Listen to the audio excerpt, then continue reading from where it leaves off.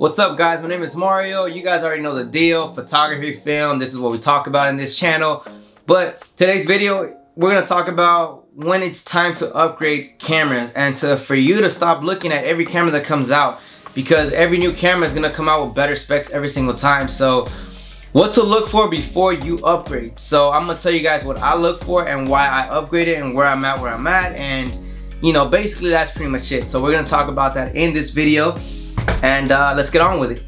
Alright, so first thing is first, we're gonna start talking with a cinema camera, and I'm gonna tell you guys why I ended up getting this, why I ended up spending about $8,000 or maybe like $10,000 total for the body, all the accessories and whatnot.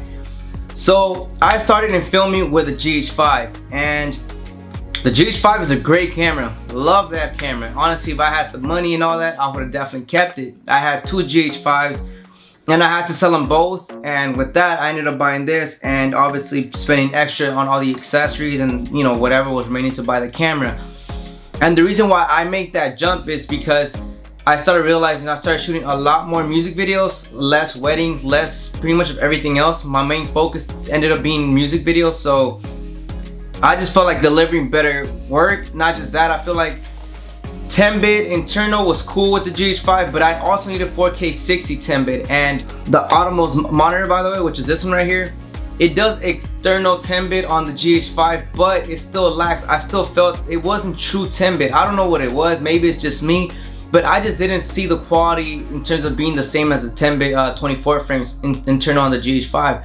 So I just wanted something that was all internal in the camera body itself, which the EVO 1 cinema camera does have. And also the reason why I upgraded is because the ND filters. I got tired of using the ND variable filters for the GH5 where you put in front of the lens. You could only twist it so much, because if not you start getting the crisscross vignetting and all that, so it destroyed the footage. The colors started to look a little weird. And why I like the cinema camera is because these internal ND filters, you can shoot at 1.4 in broad daylight with this camera. It has I think 3 to 4 stops, and it's just something that for me it's a huge change, because I can shoot at 1.4. I don't have to worry about twisting anything. I don't have to worry about in terms of I'm shooting a music video and it's on a gimbal, I don't have to rebalance it once you put the ND filter in front of the lens. So there's just so many factors in terms of this camera and why I went with it, and you know, that's just one reason why I would say it's time for an upgrade. You will know, but don't go out there looking for a cinema camera when you're not ready. You should know when it's time for an upgrade as you get deeper in your career on what's gonna work for you. And for me personally, the EVO 1 has been perfect for me. It's great. It has dual native ISO, it has 10-bit internal 4K 60, 120 frames per second at 2.8K. It has everything I need. I don't need RAW, I don't need any of that. 10-bit does the job for me. The quality is outstanding out of this camera. It's only 4K, but you could export at 5.7K if I use the monitor here, but you know, I don't really need that. Again, I just like 4K, that's enough for me. But overall, this is just, it's a beast. What I will say for you guys is, before you guys make a step, before you guys make that jump, just make sure you guys are ready. So another factor that I forgot to mention while I'm editing this video is basically, besides factoring everything I mentioned, it's the 10-bit. I'm able to color better, so you're able to manipulate the image a lot more in terms of color and just get the most out of your image. So give it a tone that provides whatever the mood of the video is, and the file sizes are not huge, they're workable. You're able to get away with it. It's not raw where it's like massive files where storage is bad and like you got to buy all these hard drives. This is definitely doable for me. It never stopped my workflow. I'm able to still deliver the videos fast and you know, as best as I can, and quality's all there. So you know, factor all that in terms of the storage and all that, because money adds up if you get raw. So consider all these things. Don't always go for the best, go with what's best for you, not for what's best on what we want, because at the end of the day, clients don't need raw. They're not asking, does your camera shoot raw? That's something you want, that's something we all as editors want, but it's not required. So factor all that in before, you know, stepping up to a camera that has all those features, because there's a lot more than just getting a better camera in terms of providing raw and all that. So I will say that. Now let's go back to the video. It takes time to get to this. It took me 2 years, and I know that's pretty fast, but luckily for me, I just happened to come across the right people at the right times, and before I know it, I started getting clients all over the place. So for me, I wanted to upscale my quality, but on top of that, like I mentioned, there's a lot of factors that this cinema camera has that definitely benefited me, and it allowed me to just create better, easier, and just overall the process was a lot easier for me. Now the S1, why did I buy this? I just bought this not long ago. I did mention I sold both my GH5s to get the EVO 1. So the reason why I bought the Panasonic S1 is because, first of all, I went on a trip to New York and Arkansas, and I wish I could take that quality, that look, but sadly I couldn't, and you know, that's all I had at the moment. So I had to buy the S1 to get something that pretty much is portable, it's on the go. If I ever come across a future music video, this can actually definitely do it. The reason why I didn't take it, and I did have the camera at the time, was because I didn't have the vlog yet and I wanted the 10-bit, so I had to wait on that. But overall, the reason why I jumped onto this, obviously like I mentioned, is portability. That's the one reason why I bought this. It makes a great B camera to my Panasonic EVO 1 cinema camera.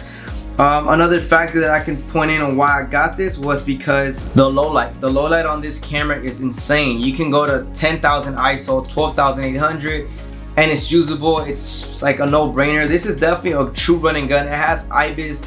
So there's a lot of factors that this has over the cinema camera. Obviously, it shoots 4K 60 as well, but it's 8-bit, but at least it shoots 4K 60. So I'm able to match them both pretty well. So, you know, just like the GH5, this is just on steroids, as I mentioned. So like the low light and all that. So back to the GH5, the reason why I sold both of them and I didn't keep one was because the low light that it was lacking. I didn't like that it was micro four thirds. Even though I had the Metabone speed booster on it, it was just something I didn't like. I wanted full frame. I wanted something that was just great in low light. It's just something that lacked, and I was tired of like always relying on lighting for like weddings and whatnot. For music videos and all that, obviously I didn't mind because I had my own lights, but when it came down to it, you know, there was a lot of times where I wish I had that low light. So now that I have this low light beast and it takes good photos, like that was a reason why I had to jump from GH5, sell them both to get the EVO 1, and then it took me about 3 months to finally end up purchasing this camera. So there's factors into when to buy a new camera, when to jump onto it. I didn't just buy a camera because, oh, I want a new camera. I bought them because there was a reason for it. So hopefully with this video, you guys got some knowledge and you guys can understand that don't just jump into a new camera because it's the newest thing, it's because it's the hottest thing. It's just like this Blackmagic Pocket cinema camera, the 6K. You don't have to go that route. As you guys can see, I kept myself in the Panasonic because I know that works best for me. I'm not going to go in terms of what the specs on the camera is. I'm going with what works best for me and what's going to elevate me in terms of work, what's going to allow me to give better quality to my clients, and just overall allow me to create better visuals and just, you know, just something that is going to work for me. So make sure you guys factor in all these things before you guys upgrade camera. Don't just sell cameras and upgrade every single time. So all in all, if you're gonna buy new cameras, just make sure you guys do it for a reason. Don't just buy it because, hey, it's the newest thing, because it's the hottest. No, like, make sure there's reasons, there's factors. I forgot to mention one last thing. The reason why I bought this as well is it has 4K 60, as I mentioned, 8-bit. Forget the whole 8-bit thing. The reason why I love and I need every camera to have at least 4K 60, it's because of Instagram. A lot of clients nowadays want that Instagram size, and I'm gonna show you guys right now. It covers the whole Instagram. I love that look, so I need 4K 60. I still have to upscale 10%, but hey, there's the resolution looks sharp, it looks beautiful. I do not have to worry about over upscaling it by shooting in 1080, and obviously we're in 2019. Who shoots in 1080 60 frames per second slow-mo? Like nowadays, I mean, I just, probably because I started with the GH5, I just got babied with that 4K 60 that I just feel like every camera needs to have it. So that's why I'm a big fan. It's because of the workflow that I get, Instagram size and all that. I want my image to look the best as possible for my portfolio, for my Instagram.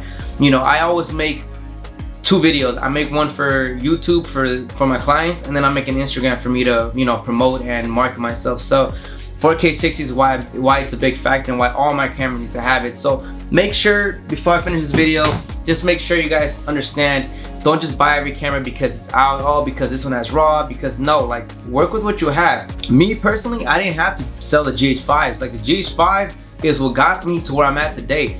But obviously, like I mentioned, there was little things that I needed, which is like, and those ND filters that I wanted to drop down to 1.4 in broad daylight without over twisting that ND filter on a regular camera, and then you know, you start seeing the crisscross vignetting on the in front of the lens. That bugged me. I have to shoot like at 3.5 with the GH5, and you know, you barely get any bokeh with that camera. So there's a lot of factors that you gotta put in before you purchase a camera. So hopefully this video helped you guys. It's 12 minutes, man. That's like the quickest video I've ever made. Normally I talk a lot, but I just felt like I knew what I wanted to talk in this video. So yeah, before you guys go out and purchase a new camera, just make sure you guys understand what's the reason for it. Make sure it's gonna benefit you guys. You guys are not just doing it just to have the latest thing. Make sure there's a reason for it. And I'll see you guys next time. Peace out, guys. And one last thing, because I forgot, I always forget. Make sure you guys like this video if you guys found it helpful, and subscribe. I will really appreciate that. Show your friends, and well, let's build this thing, man. So far, I'm really thankful for all the subscribers that I've gotten, man. I started with like 180. Now we're like almost close to 400, man. That's pretty awesome. It's great to be able to, I guess, start a YouTube. I always wanted to, but you know, like I always told myself, I definitely want to get better before I start trying to give an advice or tip. I feel like I'm in the career now where I feel like I can definitely speak on my behalf and kind of show you guys, and also my mistakes and whatnot, so you guys don't make it. So I'll definitely be providing a bunch of videos that you can gain knowledge off of them. So that's pretty much it, guys, and now I'll see you guys next time. Peace out.